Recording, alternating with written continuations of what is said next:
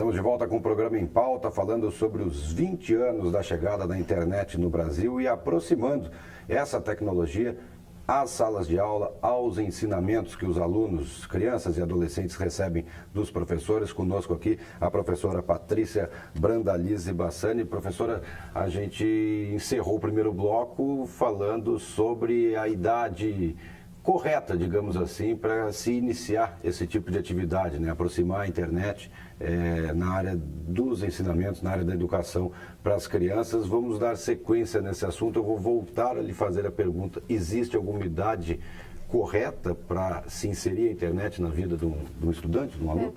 Eu não diria idade correta, né? Eu penso em termos de possibilidades que a gente tem com as diferentes idades. Porque quando eles são pequenos, o pessoal, como a gente vem experienciando o uso da internet, acessando por computadores, né? E acessando também por tablets, a gente pode pensar a internet também como uma possibilidade de baixar esses aplicativos e usar, e não necessariamente estar conectado o tempo inteiro, né? Então a gente tem vários aplicativos, tem jogos, tem ferramentas para fazer desenho, né? Quando eles são pequenos. Mas o curioso que me parece que a gente não está explorando ainda, pelo menos nas experiências que eu venho fazendo, que a gente já vê hoje a gurizadinha, e aí em torno de a partir de 7 anos, 6 anos, tem uns menos até, que eles gostam muito às vezes de jogar videogame. E aí eles vão para a internet, para o YouTube, para buscar vídeos. Então a gente vê que eles já sabem usar. Como buscar? Eles já sabem. Se eles têm uma coisa que interessa, eles sabem entrar na internet e sabem onde achar.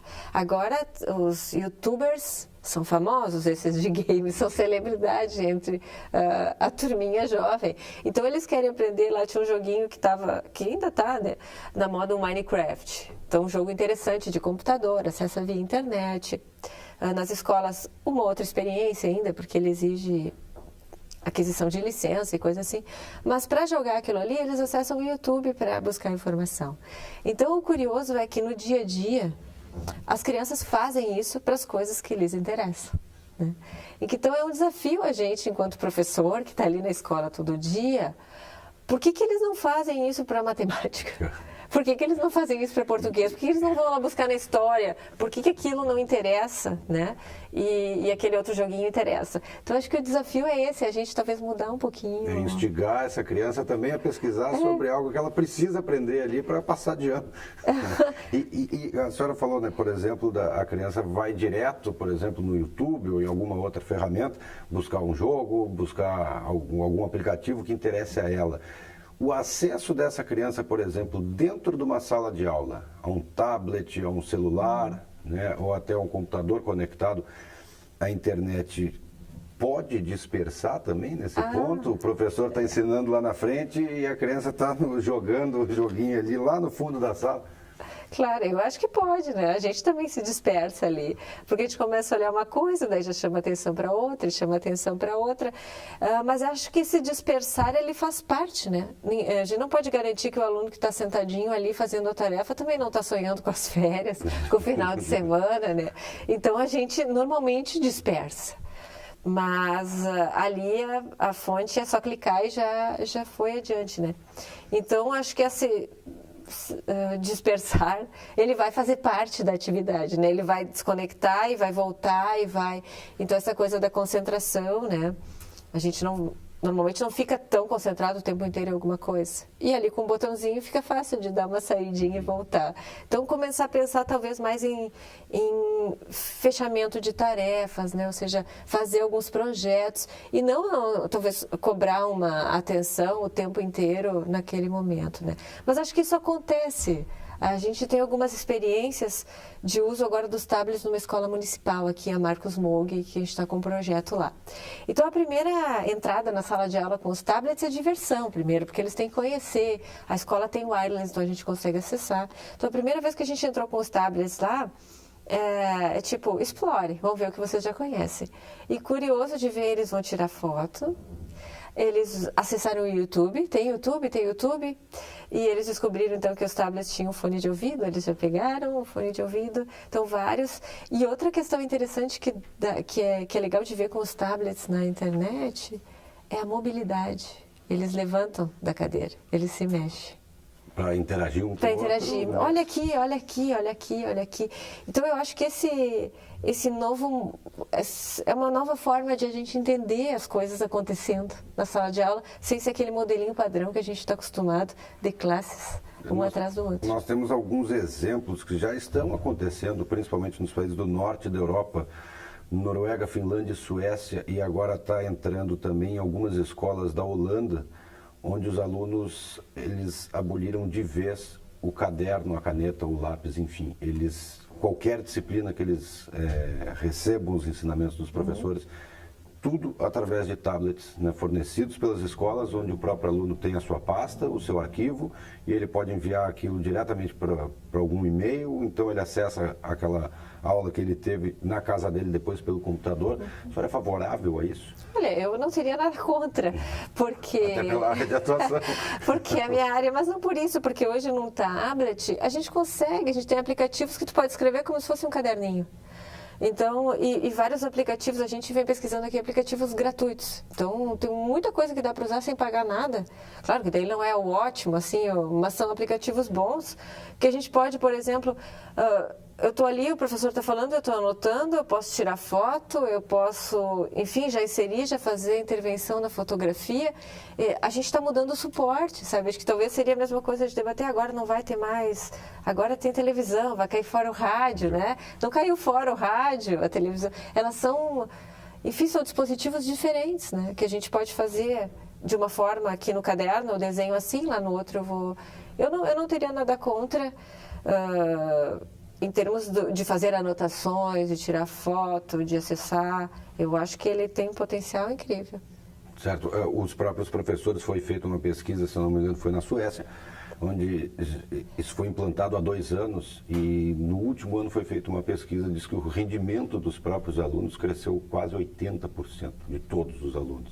Eles fizeram experiências dentro das salas de aula e os alunos que hoje só atuam com tablets ou celulares ou os computadores e que não tem mais o caderno na caneta, que o rendimento dele, as notas escolares, cresceu quase que 80%. Ou seja, então a tecnologia pode sim trazer só benefícios, né, em muitos casos. E quando a gente traz a questão dos tablets, a questão não é só o dispositivo. É que quando tu traz uma coisa assim diferente, tu mexe no formato da sala de aula, tu mexe na possibilidade, por exemplo, com o lápis e o caderno, no modelinho tradicional, o professor está explicando lá, a Terra gira assim e tal, e a gente vai imaginando como as coisas funcionam. Se tu tá com o tablet, tu pode abrir o aplicativo do Google Earth e a gente mexe na Terra com a ponta do dedo, a gente gira o mundo, a gente consegue entender o movimento. Então, são coisas que o quadro não dá. Né? Ele é estático, né? Ele é estático, então é difícil comparar, né? Porque são tecnologias diferentes.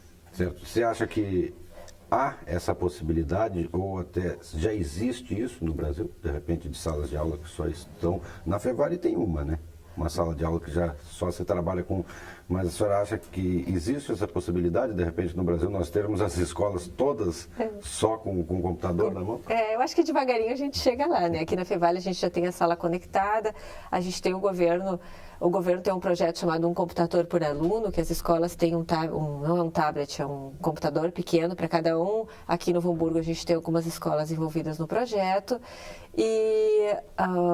lá no CGI, aquele comitê na pesquisa de educação, já detectou também que algumas escolas vêm investindo nos tablets. Aqui na Fevale a gente está com pesquisa levando os tablets em outras escolas. Acho que ainda vai demorar um pouquinho, né? Em função de aquisição de equipamentos. E é importante uma política é que não basta levar o equipamento, que é isso que acontece aqui hoje. Muitas escolas têm laboratórios, mas uma crítica que se faz é que, a máquina estragou, quem arruma? Quem vai arrumar aquela internet que caiu fora, né? Então, não é só a gente conseguir tablets para todas as escolas, mas uma política de manutenção é importante, né? Certo. Você falava antes da gente começar o programa sobre um documentário passado na BBC, na britânica BBC. O que abordava esse documentário? Sobre o que era? É um documentário interessante chamado A Revolução Digital, onde ele começa numa escola no meio da África, no meio da nada, né? E mostrando que aquelas crianças, o que mudou na vida delas quando elas começaram a acessar a internet. porque é no meio do nada mesmo, então você tem acesso a, bom, o que acontece no mundo, né? Então ele passa por essa questão do debate da inclusão digital, por meio do acesso às tecnologias. Então isso a gente pesquisa aqui também, porque tu teres a tecnologia também te possibilita, por exemplo, hoje tu quer procurar um trabalho, tu vai precisar ter um cadastro lá. Para se aposentar, vai ter que cadastrar lá. Tudo a gente tem que cadastrar, então passa por isso. Mas outra coisa, tem uma parte importante que eles apresentam, que é o preço da gratuidade, né? Que é, bom, a gente usa a internet e é uma questão importante, assim, para pais e para educadores e para a gente, a questão da segurança na internet, né? Porque hoje a gente entra lá e para se cadastrar, a gente tem acesso gratuito a um e-mail. Mas eu tenho que colocar meu nome, meu endereço, meu telefone, né? E eles conseguem saber hoje onde eu estou praticamente, né? Por meio do que a gente vê, a propaganda vem já personalizada. Então é importante trabalhar com essas crianças a questão da segurança. Por exemplo, no Facebook, né? Existem estudos que dizem assim, bom, quando tu te apresenta para alguém, tu vai dizer teu nome, tu não diz para qual partido, para qual é a tua igreja, qual é teu endereço, o que tu gosta, o que tu não gosta, né? E ali, para fazer um cadastro do seu perfil no Facebook, em menos de 5 minutos tu dá a tua vida inteira. Sim. Ali. Já pede a religião, o trabalho, no que você trabalha, nome, parente, vai todo mundo. Essa apresentação, ela se torna mais completa na avaliação da senhora? De colocar, né? Essa colocação de quase todos os dados, só falta pedir o CPF da gente para deixar ainda não estão pedindo. Mas isso é importante para eles, porque assim, ó, eles nos dão, eles, as grandes empresas de tecnologia que nos fornecem esse serviço que a gente se diverte e usa para um monte de coisa. Só que o que eles fazem? Eles usam os nossos dados. Eles precisam ganhar dinheiro de alguma forma, né? E eles trabalham com a questão de marketing por trás, né? Eles usam, ao mesmo tempo que eles nos dão uma, por exemplo, eu gosto de falar do Facebook, que acho que a maioria conhece, né? Mas eu estou lá e começa a aparecer, se eu sou teu amigo, já aparecem outros amigos. Então ele vai me dando outras informações. Mas ele, para fazer isso, ele precisa investigar, né? Coisas... ele precisa trabalhar com os nossos dados, né? Então, no início eu falei que a gente teve a Web 1.0, né? A Web 2.0 do compartilhamento, agora a gente está na Web 3.0, que é da agregação, que é justamente isso. De forma bem simplificada a internet, ela existe porque a gente está colocando coisas lá dentro. E à medida que a gente posta coisas e a gente posta as nossas informações e a gente conversa com as outras pessoas e vai criando as conexões, a gente vai montando essa grande base de dados que é a internet, né? Então a gente usa, mas a gente também é usado, de certa forma, por ela, né? Certo. A gente falou até agora dos benefícios, né, das coisas boas que a internet trouxe. Existe algo negativo que possa ser citado com a chegada da internet? E com a utilização dela, por exemplo, para a educação? A internet, ela é uma representação do que a gente faz na vida real, né? E o que a gente percebe, até em função das últimas eleições, aí, parece que as pessoas não têm muito limite na internet, né? A gente posta o comentário que a gente está afim, porque parece que as pessoas não vão saber quem é que está postando ali, ou a gente não está frente a frente com o sujeito para colocar... E principalmente os adultos, eu já vejo que acontece isso com os adultos, e os jovenzinhos também perdidos ali também, né? Acho que eles não têm dimensão. No geral, eu acho que as pessoas não têm dimensão de que eu posto uma foto aqui, aquilo ali é para sempre. Mesmo que eu apague, já passou para outros, né? Então, na escola, eu acho que tem essa parte negativa relacionada às questões de segurança, né? Da gente, bom, tá colocando os trabalhos ali, está expondo, né? Então, por isso é importante conhecer essas ferramentas e talvez primeiro trabalhar com os alunos questão de segurança, né? Saber, acho que a escola é um importante espaço, todo mundo passa por ali para saber o que, enfim, dar regras, olha, cuida isso, observa isso e tal. E na sala de aula, enquanto professor, a gente tem essa ideia da visibilidade. Bom, daqui a pouco é um trabalho que é só para nós aqui, é só para ti, não precisa colocar para o mundo inteiro ver, né? Tem algumas coisas que é do grupinho, tem algumas coisas que a gente vai publicar. E saber, ter consciência que é para sempre. Né?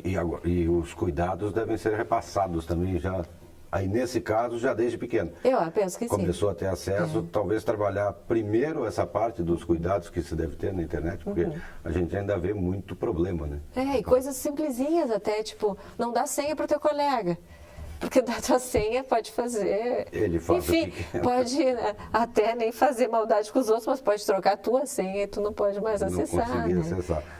Professora, a gente está encerrando o programa daqui a pouco. Eu vou abrir agora esse espaço para, se a senhora quiser fazer alguma consideração final, o que a senhora tem para falar da internet ou o que está por vir ainda nesse sentido ligado à educação? Acho que talvez para fechar, destacar assim, que existem aqueles bem pessimistas, né? Em relação ao uso da internet, que não é legal, que é ruim, que acaba, enfim, que não é seguro e tal. E os otimistas demais que acham que tudo dá certo, né? E é importante acompanhar as pesquisas que vêm sendo feitas, né? Os professores se envolverem, porque a gente tem já bastante coisa em termos de dicas, sugestões, pesquisas já sobre o uso da internet na sala de aula, né? Então, se o professor quer começar, ele não precisa começar do zero. A gente já tem várias outras experiências, né? E a dica para todo mundo, vá lá, né? Acesse a internet, descobre o que ela pode trazer de bom para ti. Aprenda a usar. Aprenda a usar. Nem todo mundo vai querer fazer a mesma coisa ali dentro. A gente não gostou do Facebook. O Facebook é uma ferramenta, a gente tem milhares de ferramentas interessantes. Mas eu acho que a gente faça isso, né? Entre, acesse, conheça, até para poder debater e ver o que seu filho está fazendo, ter ideias para utilizar na escola, né? Acho que é isso. Vá lá, navegue e produza. E aproveite. Aproveite, divirta-se. Tá certo, professora. Obrigado pela participação, obrigado pela entrevista. Obrigada. Certo, essa professora Patrícia Brandalize Bassani, que é especialista em informática da educação. O programa Em Pauta desta semana termina por aqui. A você, muito obrigado pela audiência, por acompanhar o nosso programa e até o próximo programa.